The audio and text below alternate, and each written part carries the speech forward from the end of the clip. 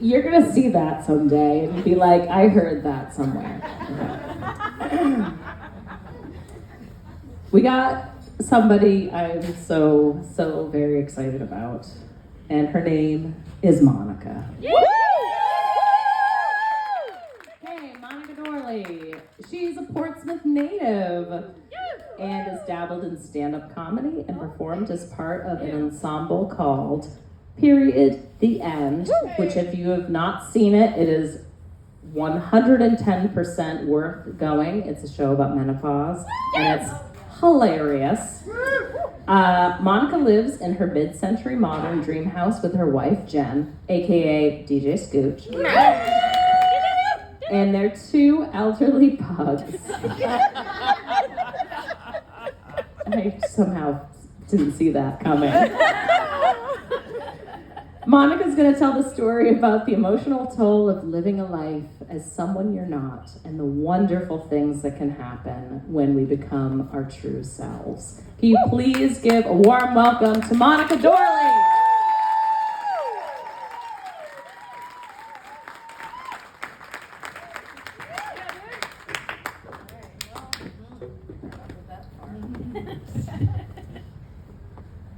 This is scary getting up here. You got this. Thank you, Beth. Thank you all for coming. I was the youngest of 4, and my sister, Susanna, was 9 years older than I, and growing up, she was my idol. The night after Christmas, 1984, she was kicked out of the house after a tense hot dogs and beans dinner. I don't remember a lot of the details, but I do remember my mom telling me, "You don't have a sister anymore." I remember the kitchen then being empty except for my brother Mark and me, and he blurted out through red eyes, "She's gay." And I didn't know what being gay was, but I knew I had to avoid it at all costs. I grew up with the understanding that being gay would have my parents disown me and kick me out of the house and stop loving me. So, I did the best thing I could do, and I became invisible. And the way I did it, because I'm a Virgo, was by being perfect. I got excellent grades, and I was an outstanding athlete, and I never got into trouble. I stayed in my room a lot and avoided everyone and everything. Side note, that served me well when 2020 came around. I didn't mind it. I went to college on an athletic scholarship where I made Dean's List and All-American for field hockey. And I got my master's degree paid for, and I had no debt after graduating from a very expensive school. I was literally perfect. And the whole time, I had this feeling that I would never live past the age of 30. For years, I had an unexplainable pressure in my chest. I didn't know what the pressure was or why it was there. And I didn't feel it sporadically or just a few times. It was constant. I felt like the only thing that would relieve this pressure was a knife. Straight through my heart, I had visions of stabbing myself daily. I imagined the knife blade shining in the light and the immediate relief it would bring. I dated guys for about 15 years. I never got very serious. I always had great excuses. One guy showed up underdressed for a date to a polo match. It was the 90s. My reference was Pretty Woman. I was in a dress.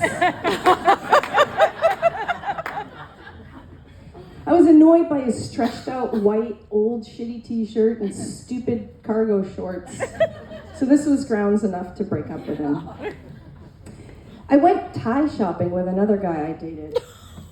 Oof, I hated the tie he got, so I had to dump him too. It wasn't just wardrobe choices. One guy, the passenger door was broken on his car and I had to climb in the back and go over the console. Dumped. When I was 33, I met a woman. I was playing in a soccer league, and we immediately hit it off. We exchanged phone numbers, texting all the time. And when we talk on the phone, I'd say, "You hang up first." And then she'd say, "No, you." We started hanging out a lot.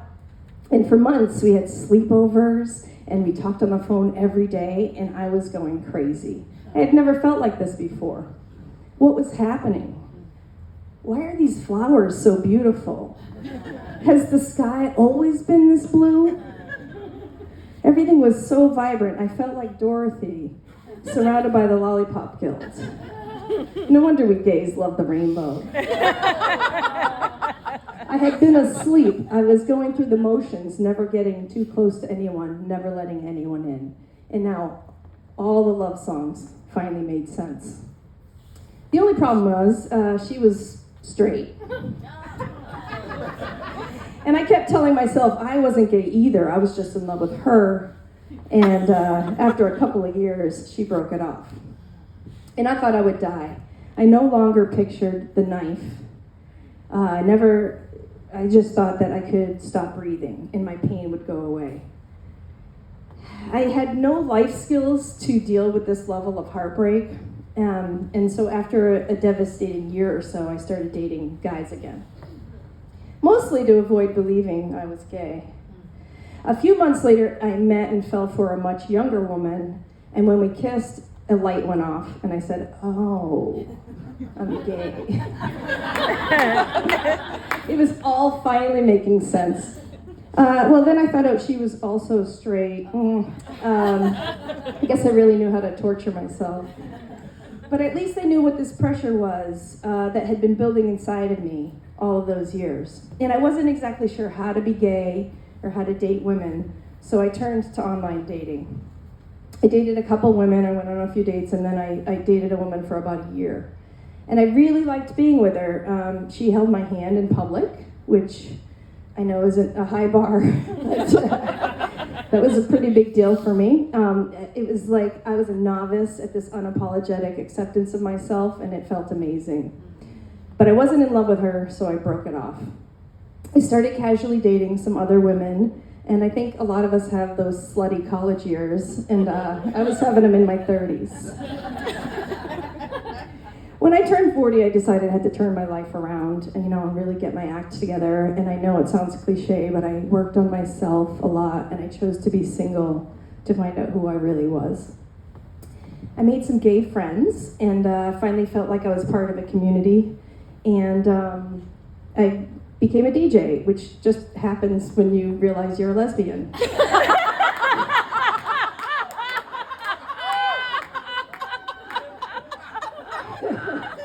I was finally becoming happy with myself, and I knew I had a lot to offer.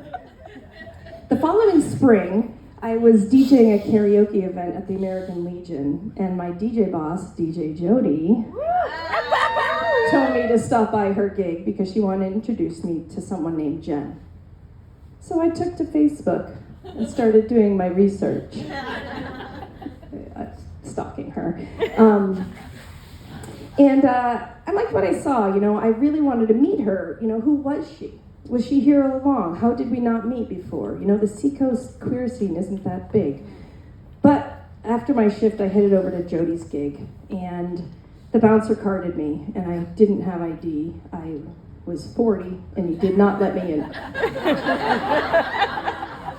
Just beyond that door was this woman I wanted to meet, and she was meeting someone else that night. I went home alone.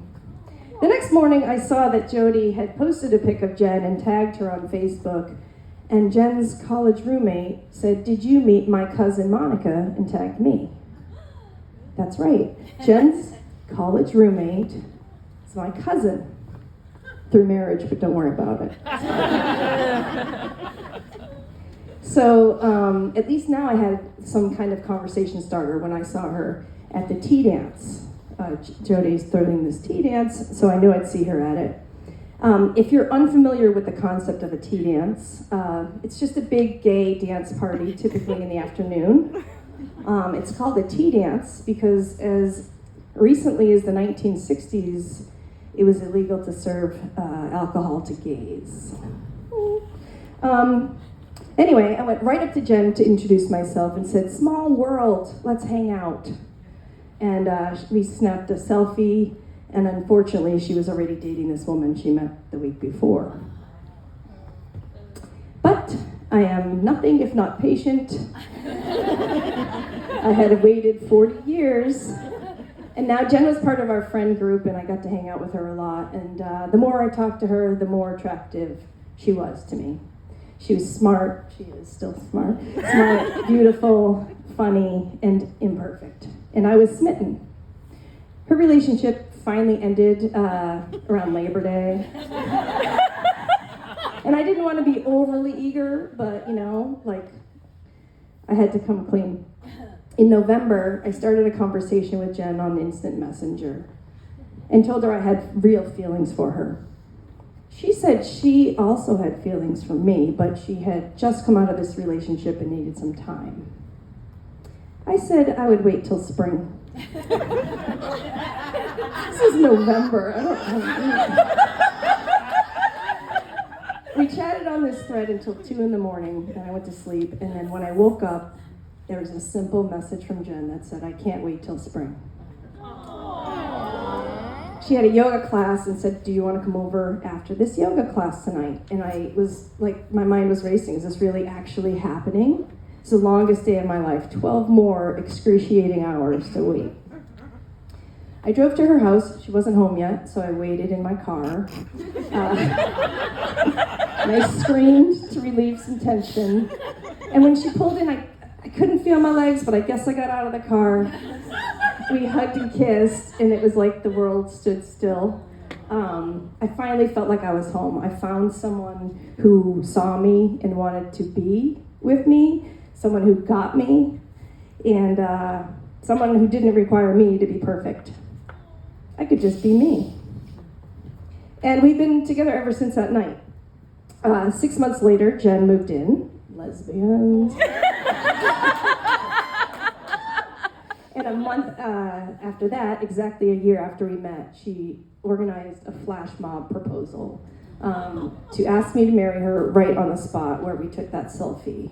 And then 7 years ago, we got married here at 3S. Next Wednesday, a week from today, I'm turning 50. So I made it past 30, and I'm so proud to be here to tell you this story about my second wind without the pressure in my chest and without, I don't want to stop breathing anymore. And I have a ton of hope in my heart for what's next. Thank you.